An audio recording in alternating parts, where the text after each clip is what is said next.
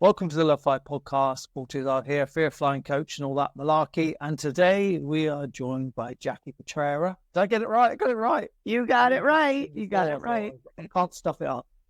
And Jackie's got a great story to tell. And so huge welcome. Thank you. Hi, Paul. It's so nice to be here. So nice to meet you finally. Been listening to your podcast for probably about a year and a half now. And it's definitely changed my life. Wow. So before we get into all that, so tell us a bit about yourself and where you live. So I'm from Long Island, New York. Mm-hmm. I'm a hairdresser. I'm definitely a people person. I'm with people all the time. Yeah.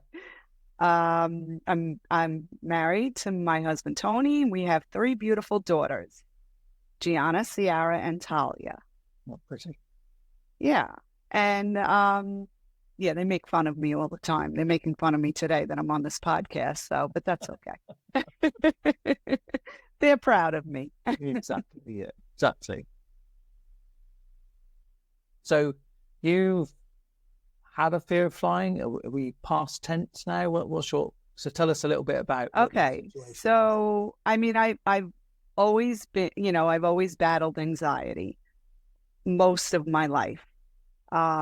So the first time I ever flew I was 18 years old. My parents never took us upstate to a resort every year. We didn't go on big vacations. And I flew with my friends. After I graduated high school, we wanted to go to Fort Lauderdale, Florida, and I went and I was fine. That was not a problem. Then a couple of years later, I flew with a friend of mine down to Florida again, and coming home, it was a very turbulent flight. And, the flight dipped and it scared the crap out of me. Yeah. Yeah. So, when we finally landed, I was just so happy to be home. And I think that's where my fear began. So how long ago was that roughly, would you say? I was probably maybe 22 years old. So 30 somewhat years ago. Okay. I'm was that it? 57 now. So was that, oh crap, I'm not doing that again, or was it? It was pretty much, I don't ever want to do that again. So I avoided it for a little bit, but then, I think my cousins were going away and they wanted, my sister was going with them and they wanted me to come. And I'm like, no, I'm not going. I'm not flying. They were going on a cruise and I was like, no way, I'm not going on a cruise. I'm not flying. And I was in therapy at the time and I spoke to my therapist about it and he said, you're going. He goes, if I have to go with you, you're going. So I went. I was very nervous the whole time, shaking, white knuckling, So after that, I just checked, Jackie. So when that thing happened 20 years ago, you said the aircraft dipped or something. So what was it about that made you think, I don't want to do this again? Or falling out of the sky. Right. Okay. So that's what you thought. That's how I felt. That's what I thought. I was always prone to motion sickness. I'm very sensitive, to things like that. So I got myself to get on a plane again and a couple of times. And then, my honeymoon, we went away and, I met my husband. We went away for our honeymoon on a plane. And after that, I was like, I don't love to fly. And he was fine with it. He didn't encourage me to fly. He didn't push it. He was kind of like an enabler, he was like, okay, you don't want to fly. We don't have to fly. And anytime anybody would invite us away, he would say, no, Jackie doesn't like to fly, So, and I thought it was great that he was understanding, but I realized years later that, I needed the push. But anyway, then 9/11 happened. And I said, I will never fly again. I didn't fly, Paul, for 16 years. I avoided flying. So, taking my girls, whenever we went away, it was always road trips. And then my oldest daughter was going into high school. And I felt like the worst mother in the world because I had never taken my kids to Disney in Florida. And I said to my husband, we have to take them to Disney. And of course, he's like, but you don't fly. And I'm like, encourage me. Like, I want to do this. He's like, you're not going to do it. Okay, right, Jackie. So let's just pause because this is good, okay? So 16 years are not flying, so you're doing road trips and stuff. And what was that moment where you thought, I mean, I know you said you felt bad because you hadn't taken them to Disney, but what was the events or the thoughts that led up to that? My kids were probably the only kids in their school that hadn't been to Disney. I felt so bad about them. They would always ask, when are we going to go to Disney? When are we going to go to Disney? And then I went on the computer and I just went on that Disney vacation website, whatever. And I booked it. I just booked the whole experience, flying, the flight, the whole Disney. We went to every park. And I called my husband. I go, take these days off. I booked it. He goes, you're kidding. I said, no, I'm not. I really did it. And we went. And that was I'll never great, forget. Yeah, I mean, I grabbed a stranger's hand on the plane across the aisle because I was so afraid. And she started praying with me. It was really, my kids were just laughing at me. My husband was laughing at me. So then we're on the Magical Express going to the hotel. And my husband turned around and looked at me and said, look at us. We did it. We're here. We're in Disney. And I felt so good, Paul. I really did. I felt like, wow. So we did that. We came home. And then I'm thinking, okay, so how long can I ride this one? Like, how long can I avoid flying again? Like, because I did it. Like, I don't have to do it again, do I? But of course, life happens. Ask you then, Jackie. So a couple of things. So how long ago was the Disney trip? Oh, let's see. My daughter's 26 and she was maybe 13. So 13, 14 years ago. Okay. And what were you like on the flight and what were you like leading up to it in terms of? A nervous wreck. Couldn't sleep at night. I'm trying to imagine it, thinking about me being on the plane, worrying, what if I'm prone to panic attacks. So what if I have a panic attack on the plane? What if I can't breathe? What if I make a fool out of myself? What if I make a fool out of my family? All of that. But I did it. I was shaking. I was deep breathing the whole time.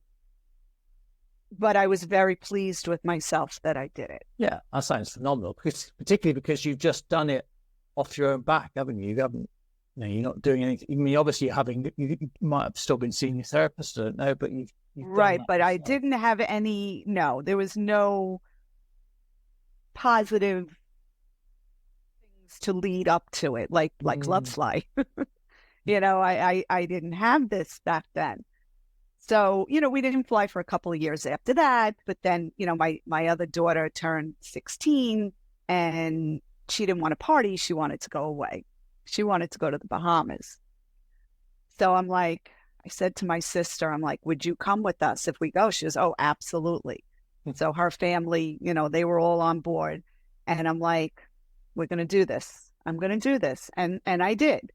And I went and I did good. But still a little nervous. And, we did a couple of flights after that. I brought them back to Florida again a couple of times. I went to Nashville with my husband, but just not, happy to be on the plane.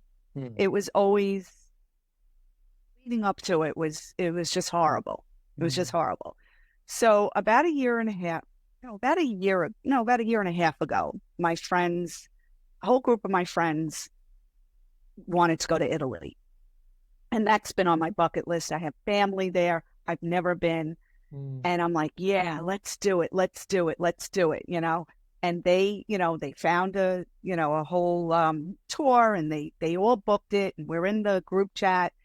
And my sister's side texting me going, oh no, what do we do? Are we doing this? Are we doing this? I'm like, yeah, we're going to do it. We're going to do it. And then I just couldn't pull the trigger. I just couldn't. picturing myself on a 9-hour flight. I said, well, who am I kidding? I can't do this. I'm not an experienced flyer. What am I doing? And I bailed, and I didn't go. And my sister didn't go because she didn't want to go without me. Yeah. And Paul, let me tell you, I beat myself up over that. Like, I missed they had the best time. They had, I mean, the pictures, I was so angry with myself. Yeah. And, you know, then you just spiral, and I was miserable. I was miserable. So I said, I have to do something about this. And that's why I searched, and I found Lovefly, and I started listening to the podcast. And my sister had said to me, you want to go to Florida with me? Because she has a condo down in Delray. And I'm like, she goes, let's do a girls trip. I'm like, you know what? Yeah, I want to do it. I got to conquer this fear. And that was the first time I flew, and I was fine. I couldn't believe it. Leading up to it, I was actually sitting on the plane talking to this young man next to me. I talked to him, didn't even realize we took off. Who are you? Who am I? Exactly. Who am I? I don't know. It was, I couldn't believe it. So we came home, and, you know, and I said, you know what? I need to take some more, like, small trips to lead up to. Whoa. Yeah. So this is great. Okay. So this is fabulous. Yeah. So you found us. What did you do in terms of, you know, in terms of resources that you used? What was it that you found that particularly helped you? What was your process? I guess I'm looking for. I think what really, really helped me was the knowledge. And knowledge truly is power. I mean, just knowing, because I just couldn't comprehend how does a plane fly? How does it stay in the air? But the way, you know, everybody that you've had on your podcast, all the captains, all the engineers, you know, the cabin crew, I mean, just learning, it's fascinating. I mean, aviation is fascinating, and I'm fascinated by it now. And it's so funny because I'm a plethora of knowledge now, and I tell everybody how a plane flies, and we have a boat. The right? People avoid you now. Oh, there she comes. Yeah. Oh God, here she comes. Aviation ball. Yeah. But my husband and I go boating all the time. We're big boaters. We love it. And when you compared it to a boat, like it like floats in the sky. Like, it can't fall out of the sky. I'm like, oh, wow. Okay. And also, you know what really, really helped me? I don't know who said it, if it was you or somebody, but let the captain worry about it. Let the cabin crew worry about it. Let the aviation people worry about it. Like, why am I, like, I would always tell people when I go on a plane, you know, everyone's like, oh, have a drink. I'm like, no, I have to fly the plane. Yeah. You know, I have to, I would always go and introduce before 9/11, I used to introduce myself to the pilot. I used to, you know, tell him about my fear, and, you know, that's how I was. But the podcast, all the information, it just, and letting them worry about it. And now it's like, I go on a plane, and it's like, that's my forced relaxation. Like, I literally, I'm relaxed now when I go on a plane. Like I said, I don't know who I am. I really don't. We flew last month. I surprised my husband. He turned 60, and I brought him to Kentucky, to Louisville, Kentucky. They have a bourbon trail there, and my husband is a big bourbon drinker. And I booked it. I completely surprised him. And I had not one anxious moment about it. And so we were now he hasn't flown with me since I've been doing Lovefly, listening to Lovefly. And he was like, when we got into the sky, he's like, I kind of missed you grabbing my hand. He goes, I can't believe that you're fine. I had my AirPods in. I was listening. I think I was listening to a podcast, and I was fine. He goes, this is unbelievable. I mean, that's great, isn't it? Because sometimes partners can be I mean, you called it an enabling behaviours, but they can also Yeah. be a bit shocked when somebody changes and they don't quite know what to do with themselves. But it sounds like you dealt with it very well. Yeah. I mean, he was a little like, who is this person? Like, you know, how now there's no stopping her. Like, I think it's making him a little nervous because now I want to, you know, and I also feel, Paul, you get to a certain age. I think we're about the same age, you and I. You get to a certain age and you realize you're closer to the end than the beginning. Yeah, exactly. There's more behind you than in front of you. Exactly.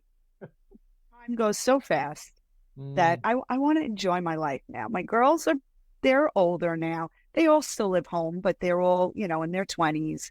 They're responsible. They're independent. You know, what am I doing? Like, I need to do this for myself, for my husband and I. You know, I want to do it. So this is really crazy. So my friends that all went to Italy, we were out with them just this past February, and they mentioned they were going to Ireland in April. And I was like, I want to go. And they're like, well, we didn't think that you would be interested because I didn't go to Italy. I'm like, no, I want to go. They're like, well, here's the travel agent's number. Give her a call. I called her that Monday, and I called my sister and I said, there's 4 spots open. I'm booking it. She's like, okay. And I booked it. So we're going in 2 weeks. We're going to Ireland. Fantastic. So this is my first long haul. And you know, I'm a little nervous, but I think I'm more excited about it. So how long do you think it took you? Because you said a year and a half ago, you could have gone to Italy. That didn't happen. Kind of beat yourself up. You found the Lovefly. And so talk us through how you went about it in terms of, did you sort of, some people like start at the beginning, go all the way through. I started from the beginning. Did you? I started from the beginning. You know, there's a couple of people that stood out, you know, that was like, especially Mike Taloni. Oh, yeah. I'm listening to the podcast. I'm like, oh my God, this is me. Everything he was saying, it was me, you know, and then Gita, of course, she's awesome. Love listening to her, and Melissa, it's been great. I love listening to them. And the thing is, I love listening to people that have the same fears as me, or had the same fears as me, and how they've overcome. And how I can't believe that I'm overcoming this fear. I just never thought that I could do it. Well, you have. I mean, how long did it take you from the start? How long would you say? So I believe I started them September, October of so last year, so 22. Yeah. 2022. Yeah. The end of 2022, I started them. No, we're in 24. We're in 24. That's the thing then. So, yeah. And my friends went to Italy a year ago, April. But they had booked it in September of 2022. Right. So, and I had decided that I'm not doing it. I'm not going. Yeah. And then, like I said, I beat myself up, and I missed a beautiful vacation. I really did. And also, like what Peter Higgins says all the time, the plane is going to take off and land with or without you. So you might as well go and enjoy your holiday and take it in your stride, right? Yeah, I find that really interesting because and I think in some ways, as horrible as it was, maybe you needed that massive disappointment to just give you that extra push, you know? Yes. There's a reason for everything. Absolutely. So you had a lot of things to go towards, and obviously with the Irish trip coming up at the end of this month. Yes. Very excited. Yeah, I mean, that's just, so you started, so how did you go about it? Did you do like one a day? Did you blitz them? What was your process? And how long did it actually take you before you were like, feeling different? I started listening, and I guess I don't remember, but I started listening to one every day, I mean, I was listening while I was cleaning my house. I was listening while I was driving, any chance I can get, because I don't know which podcast really got me. It might have been your audiobook. It might have been that. I list, yeah. Episode 69. Yeah. Yeah. I mean, it might have been that one that really got me hooked, because you said you're not born with this fear. You're not born with it. And also all these things, tell yourself a different story. You've been lying to yourself all these years.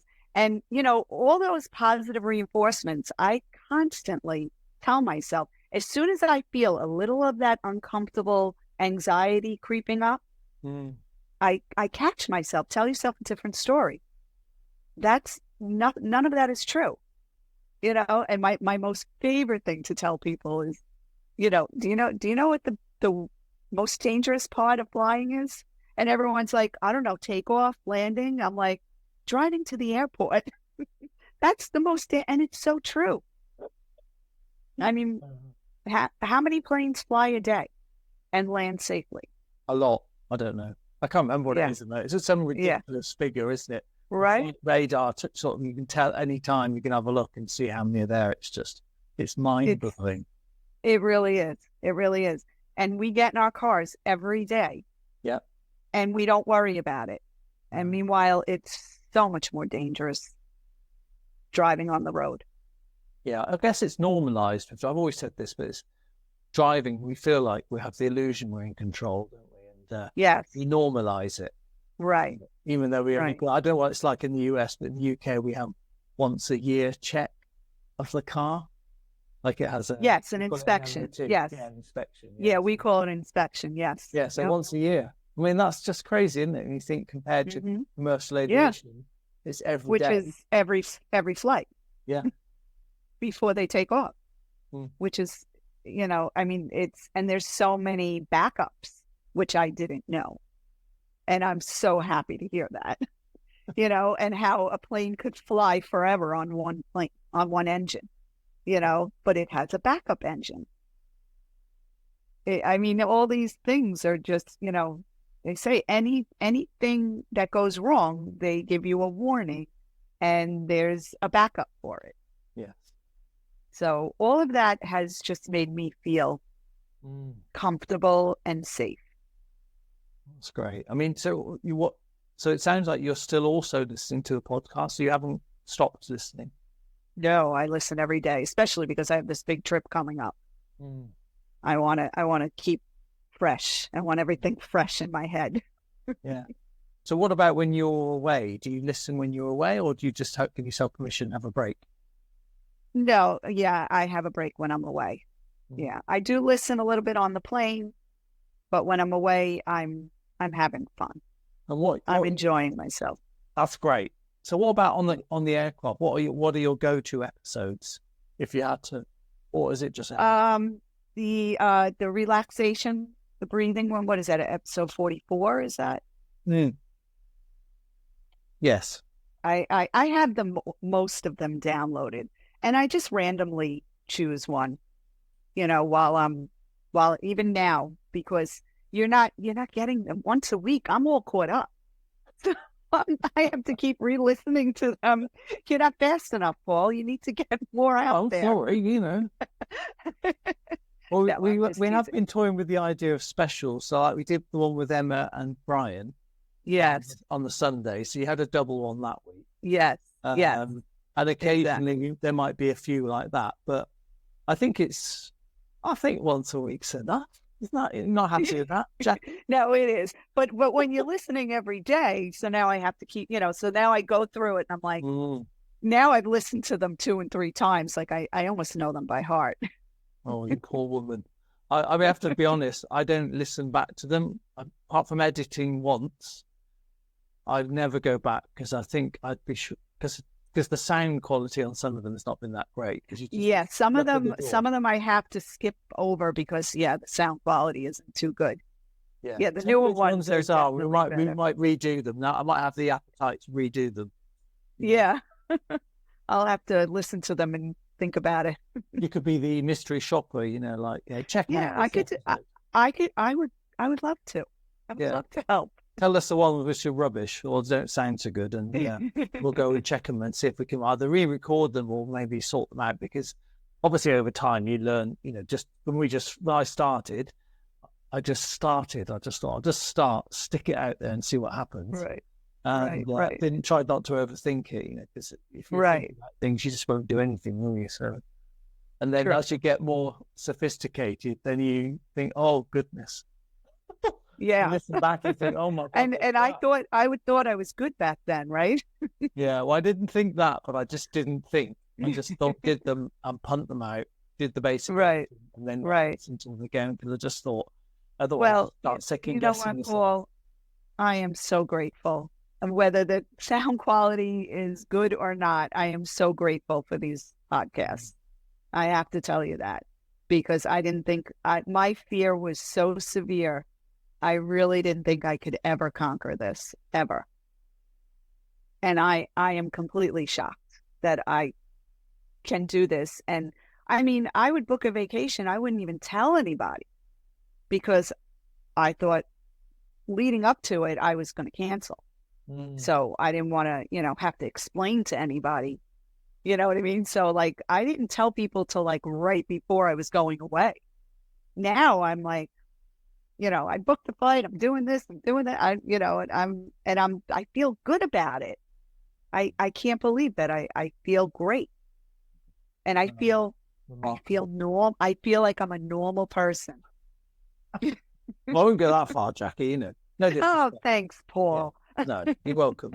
No, yeah. I mean, I always think, even with you before that, you were normal. You just, as I always say, right.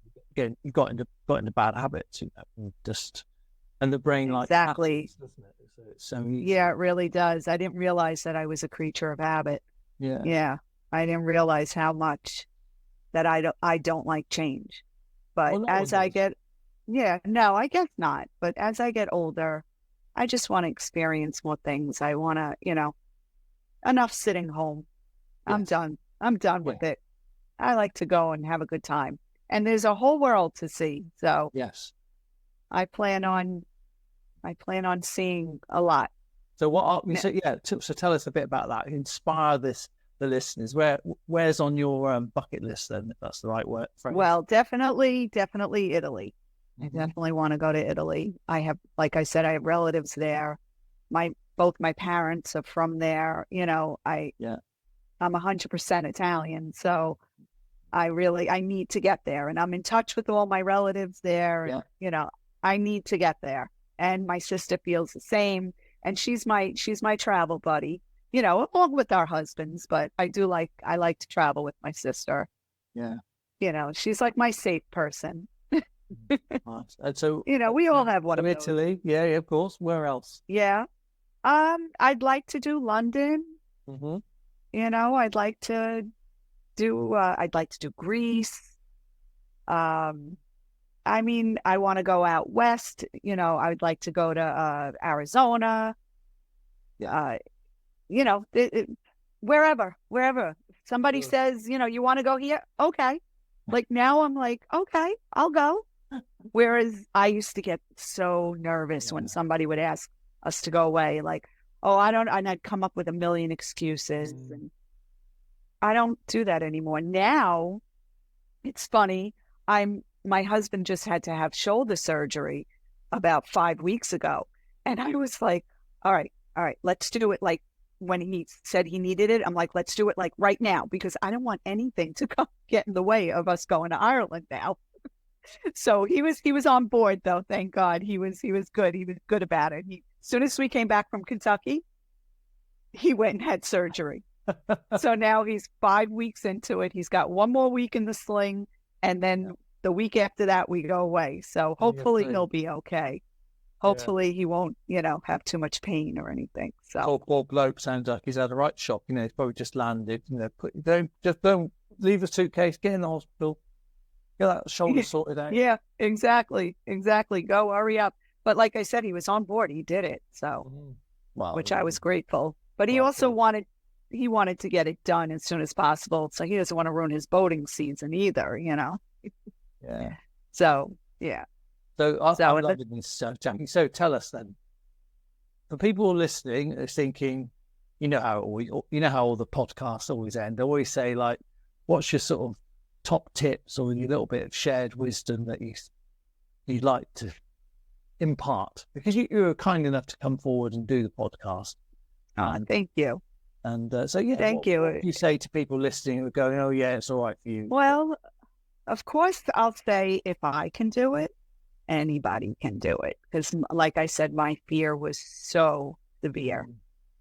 And the panic attacks, and if I can do it, if I can overcome this fear, then anybody can. But you have to put the work in. You have to change the story in your head, listen to the podcast, positive reinforcement, positive thinking.